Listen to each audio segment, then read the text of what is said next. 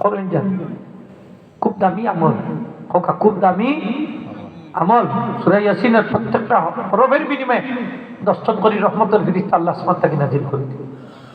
এই ফেরেশতার যাই না, এই ব্যক্তি মারা গেলে তার লাগি তো দোয়াও করেন, মারা গেলেও দোয়া করেন, থাক গুসলো শরীক হই, খাফনও শরীক হই, জানাজাত শরীক হই, দোয়া করেন। যখন লাশটা লইয়া যায় দাফন করার লাগি ফেরেশতা সকল পিছন ছাড়েন না, তারাও পিছে পিছে দোয়া করি করি দাফন পর্যন্ত গিয়ে হাজির হয়। ফিরিত থাকলে জানাজার আগেও দোয়া করেন, বাদেও দোয়া করেন, হোক আগেও দোয়া করেন, আল্লাহ বাঁচাইছি।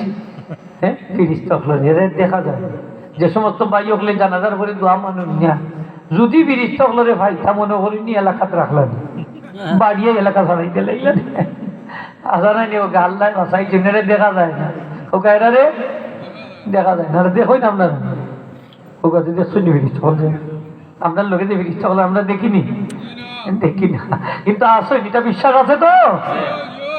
ফিরিস্তা হলে দোয়া করতে পারেননি? নবীজি ফরমাইছেন বেমারি মানুষরে দেখা যাইও, আর দেখে আইও না, দোয়াও লই আইও। সুবহানাল্লাহ।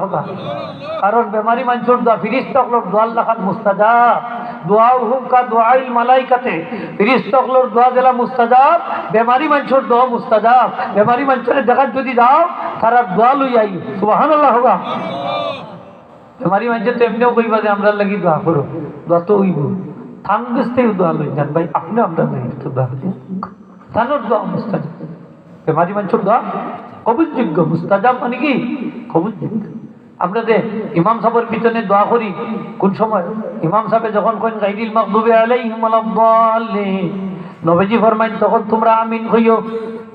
এই সময় ফিরিস্তা হলে আমিন কইন। নবীজি ফরমাইন মান ওয়াফাকা কাউলুহু কাউলাল মালাইকাতি গুফিরা লাহু মা তাকাদ্দামা মিন যামবিহি। ফিরিস্তাদের আমিনের সাথে যার আমিন মিলিত হয়ে যায় তার সারা জীবনের গুনাহ আল্লাহ মাফ করে দিলেন। একবার হোক আমিন, আরো জোরে আমিন।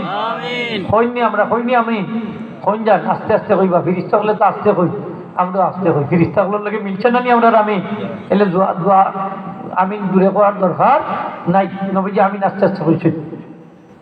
তো যাই হোক,